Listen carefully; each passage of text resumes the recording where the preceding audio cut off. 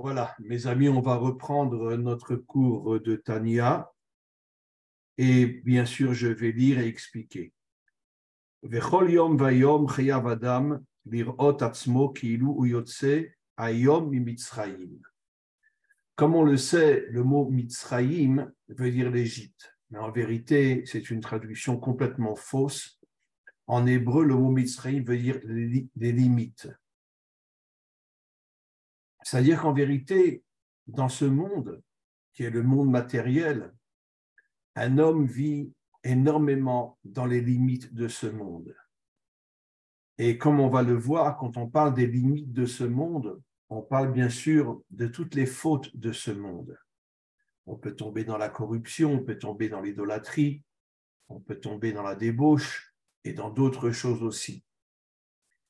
Pourquoi les limites de ce monde? Parce que Dieu a créé un monde, comme on va le voir, dans lequel, si l'homme est un homme authentique, si l'homme est un homme vrai, si l'homme est un homme juste, un homme droit, il arrive à sortir des limites de ce monde et à se connecter au Or En Sof, à la lumière infinie de Dieu, comme on va le voir.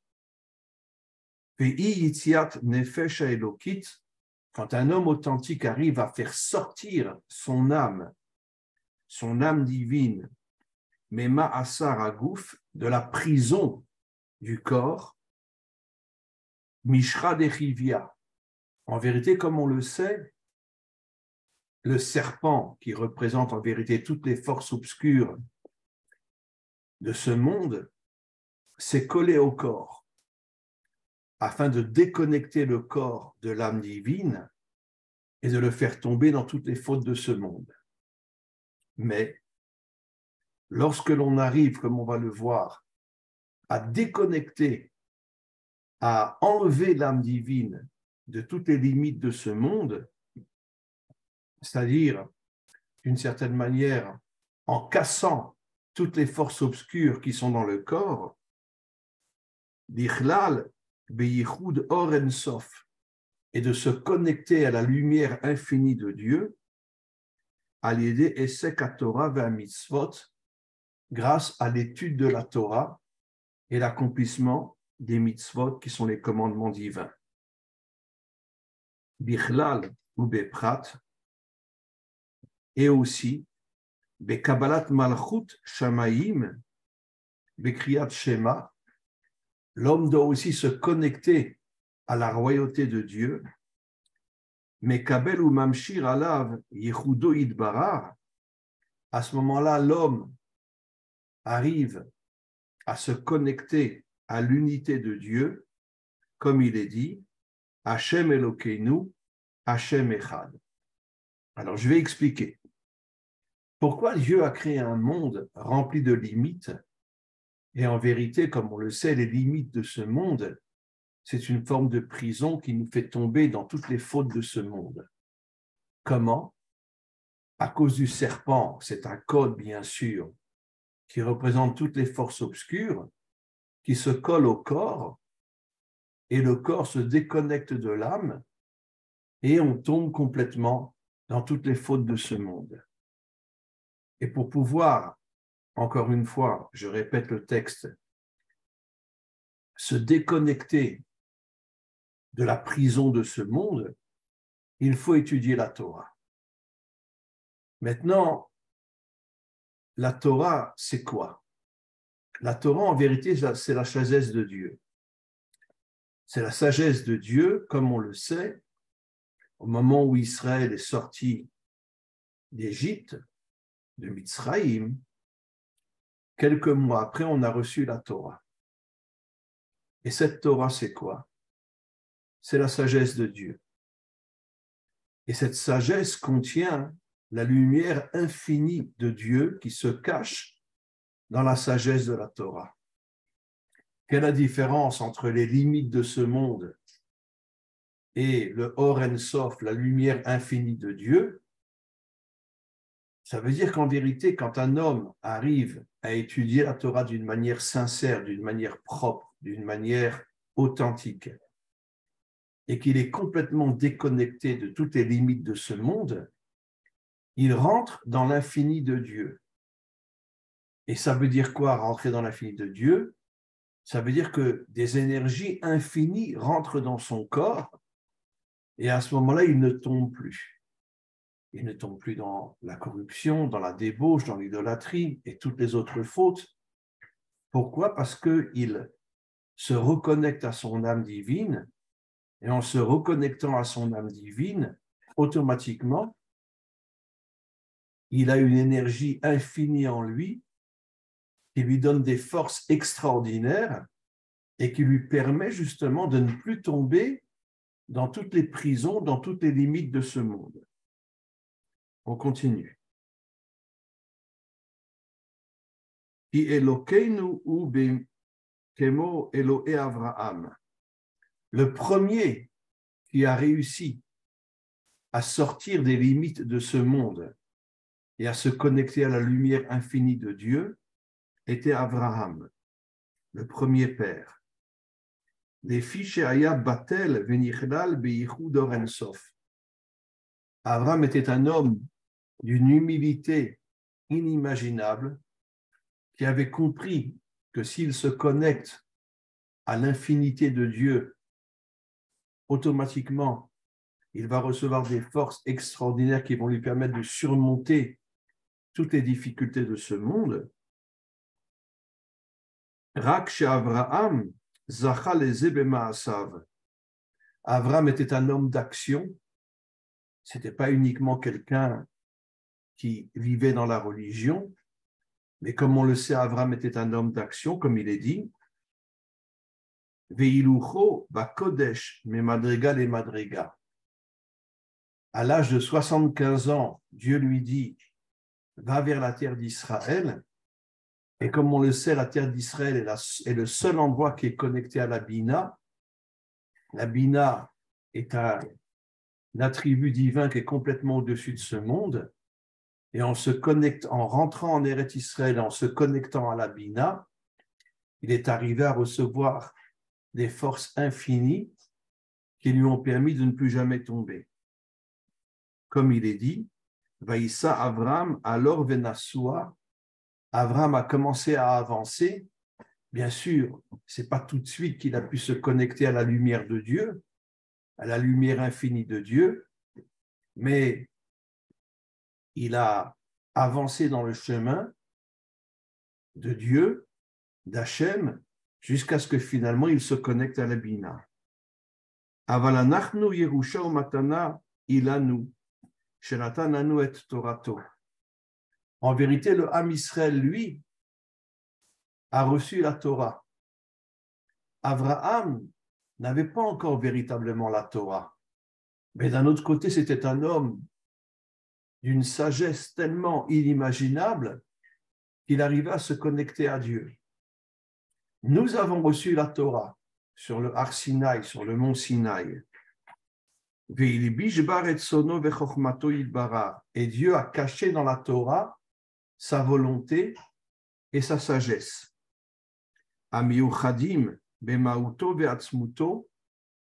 Et il a caché dans sa volonté et dans sa sagesse, il a caché l'infini, c'est-à-dire des forces infinies qui nous permettent de surmonter tout ce qui se passe dans ce monde. Betachlit hayichud, après on a une unité extraordinaire avec Dieu, et c'est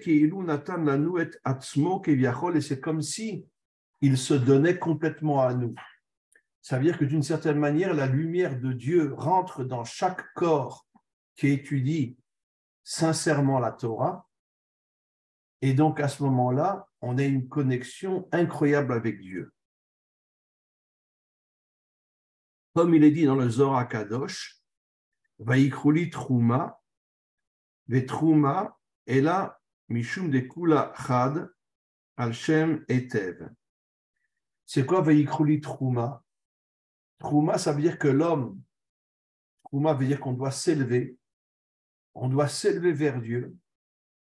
Et à ce moment-là, quand on s'élève vers Dieu, tout de suite, on reçoit des énergies inimaginable dans notre corps, et à ce moment-là, on ne peut plus jamais tomber. Et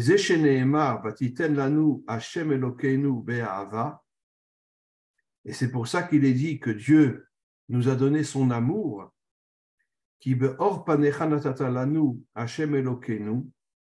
tu nous as donné cet amour infini grâce au fait qu'on étudie la Torah et qu'on accomplit les commandements divins. Et là, Ratson, chez En Adam Rotse Klal, Chaz V'Shalom Dafkabo. Maintenant, si un homme ne veut pas du tout se connecter à Dieu, qu'est-ce qui va lui arriver? Aval miyad, chez Rotse ou Mekabel ou Mamshir Alav Elokuto Itbarar. Donc, excusez-moi, quand un homme ne se connecte pas à Dieu, il se déconnecte de son âme et il tombe dans toutes les fautes de ce monde. Mais quand un homme veut se connecter à Dieu, à ce moment-là, Mamshir Alav Elokuto, il amène sur lui comme si Dieu rentre dans son être. Veomer Hashem Elokeinu Hashem Echad. Et à ce moment-là, l'homme dit Dieu est un. Aremimele nichlelet nafsho biyechudo idbarar de ruar iti ruar umamshir ruar veu bechinat yitiat Mitzrayim. Et donc en se connectant avec notre âme et surtout en se connectant avec Dieu, à ce moment-là, on sort de toutes les limites de ce monde qui sont appelées Mitzrayim. Velachen tiknu parshat yitiat Mitzrayim beshat kriyat shema dafka. Et c'est pour ça que à la fin du Shema Israël, on parle de l'Égypte, on parle de la sortie d'Égypte, pour bien nous faire comprendre que tout le travail de l'homme est de se connecter à l'infini de Dieu. Keideita begmara ou poskim, et la mipne she'en davar echad mamash, et à ce moment-là, on se connecte avec l'unité de Dieu. Alors, on a déjà souvent parlé de l'unité de Dieu, Hashem Echad, Dieu est un, ça veut dire qu'en vérité, au moment de la délivrance finale, tous les peuples se connecteront à Dieu. Chaque peuple, bien sûr, aura sa manière de voir les choses. Chaque peuple aura sa compréhension des choses. Il y aura bien sûr des différences entre les peuples et entre Israël et les nations. Mais comme je l'ai souvent expliqué, c'est ça l'unité. L'unité n'est pas l'uniformité. L'unité est justement le fait qu'on est différent, mais comme on est tous des peuples bien et des gens bien, alors on se respecte et on s'aime. Vechen, Pesov Parshat Yitziat Mitzrayim Mesayem, Ani Hashem Elokechem Ve'ainu Gam Ken. Quand on est sorti d'Égypte, Dieu nous a dit « Je suis Hashem votre Dieu », c'est le premier commandement. Ani Hashem Elokechem. Pourquoi? Parce qu'à partir du moment où tu te déconnectes de la prison de ce monde, tu te connectes à l'infini de Dieu et à ce moment-là, tu deviens un homme extraordinaire. Veine, kasher yitbonen hamaskil begdulat ensof baruchu. Quand un homme se connecte à l'infini de Dieu, ki keshmo ken u ensof ve'en ketz ve'tachlit. Parce qu'en vérité, Dieu contient en lui une lumière infinie. Vechayut amitpashet mimeno yitbarar birtsono apashut umiyuchad bemauto ve'atzmuto yitbarar betachlit hayichud. Et cette lumière infinie, comme on l'expliquait tout à l'heure, rentre dans notre corps. Ve'ilu haita ishtalshelut haolamot me'or ensof bli tzimtzum rak etzeder hamadrigot bemadriga lemadriga bederech ala ve'ilul lo haya haolam hazeh nivra. Maintenant, pourquoi Dieu a créé ce monde? Comme on le sait, ce monde a été créé pour la Teshuvah. Il n'y a pas un homme qui ne tombe pas. Mais la Teshuvah, c'est quoi? C'est le retour vers Dieu. Comme disent nos maîtres, ce monde a été créé pour la Teshuvah. Ça veut dire que le fait de tomber, ce n'est pas encore la chose la plus grave. Bien sûr, si un homme tombe et qu'il ne se relève pas, bien évidemment que c'est très grave. Mais quand un homme tombe et qu'il prend conscience qu'il doit se relever et revenir vers Dieu, c'est la raison pour laquelle le monde s'appelle le monde de la Teshuvah. Au moment de la délivrance finale, une grande partie de l'humanité reviendra vers Dieu, vers le vrai Dieu. pas toutes les idolâtries qu'il y a dans ce monde. Ce que j'appelle l'idolâtrie, c'est le culte de la matière. Il y aura un véritable retour vers Dieu. Et à ce moment-là, on recevra encore une fois des forces inimaginables. On va rentrer dans un nouveau monde, ce qu'on appelle le monde à venir. Personne ne sait encore comment qu'on vivra dans le monde à venir, mais ça sera quelque chose d'absolument incroyable, quelque chose d'absolument extraordinaire. Une connexion avec Dieu infinie.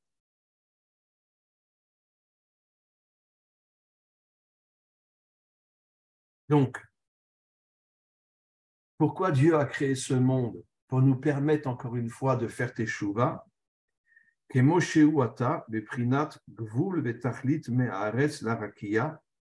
sait que ce monde est un monde extrêmement limité, je parle du monde de la matière, et donc tout notre travail à nous, c'est de sortir de ce monde vers Philo Olamaba, les Ganeden Aelion, Madur Neshamot Asadikim, Magdolim Vaneshamot, Atzmam, et donc on doit essayer, surtout au moment de la délivrance finale, d'atteindre le monde à venir. Le monde à venir fait allusion à la Bina, qui contient des forces infinies. On continue. Yesh gevula sagatam be'oren sof, amir alehem beitlabshuto chabad, chochma bina da'at. Alors, ici, le Baal HaTanya dit quelque chose d'extraordinaire. En vérité, quand on a expliqué tout à l'heure qu'on se connecte à la lumière infinie de Dieu, c'est une lumière qui est, oui, infinie, mais par rapport à nous, elle est limitée. Quand je dis limitée, elle est bien au-dessus de ce monde matériel. Et on ne tombe plus dans ce monde matériel. Mais chaque homme, par rapport à son cerveau, par rapport à sa sagesse, reçoit cette lumière, mais il n'en voit qu'une partie. Même s'il ne voit qu'une partie de cette lumière, ça lui permet de s'élever complètement au-dessus de ce monde et de ne plus tomber dans toutes les fautes de ce monde, bien évidemment. Mais d'un autre côté, c'est absolument impossible pour l'homme de rentrer dans l'infini de Dieu. Pourquoi? Parce que l'homme, malgré tout, est limité. Et même s'il s'élève au-dessus de ce monde et qu'il ne tombe plus dans ce monde, malgré tout, il reste un homme limité. Alors maintenant, la question est, pourquoi finalement Dieu nous a créés d'une manière limitée? En vérité, c'est pour nous permettre d'avoir une connexion profonde avec Dieu. C'est-à-dire que chacun, par rapport à son niveau, va s'élever. Et peut-être qu'un jour, mais là, ce n'est pas dit dans le Tanya, peut-être qu'un jour, on se connectera effectivement à la lumière infinie de Dieu. Et d'une certaine manière, on rentrera dans le divin.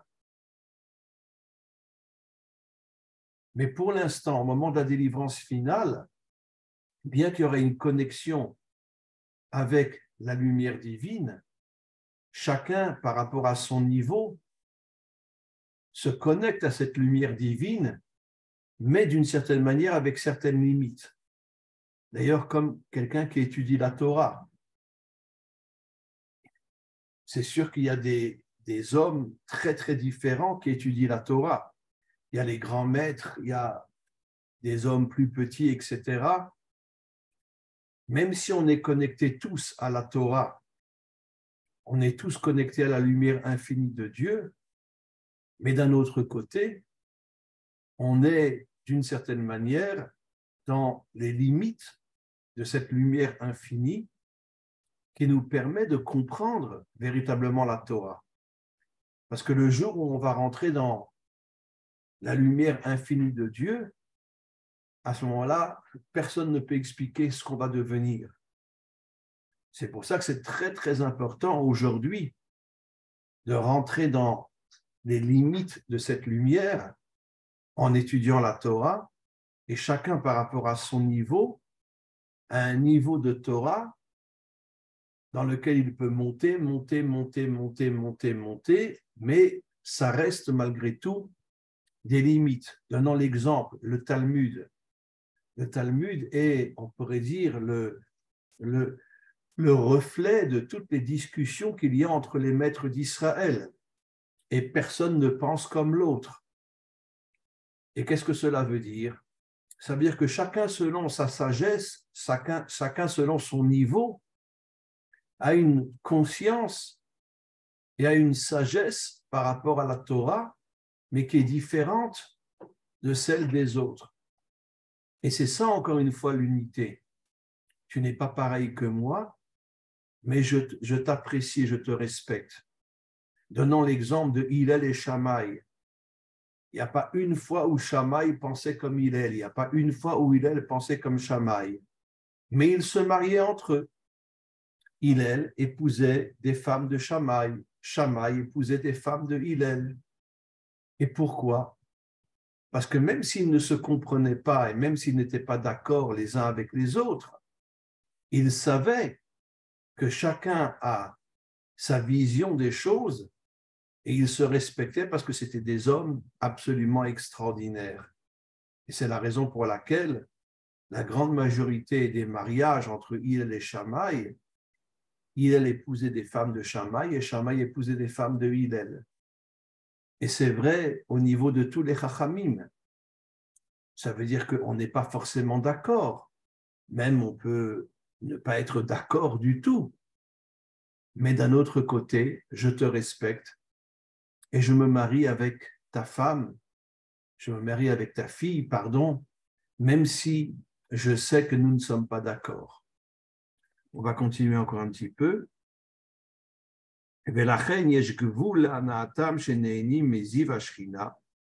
C'est pour ça que pour l'instant, il y a des limites dans la lumière de Dieu,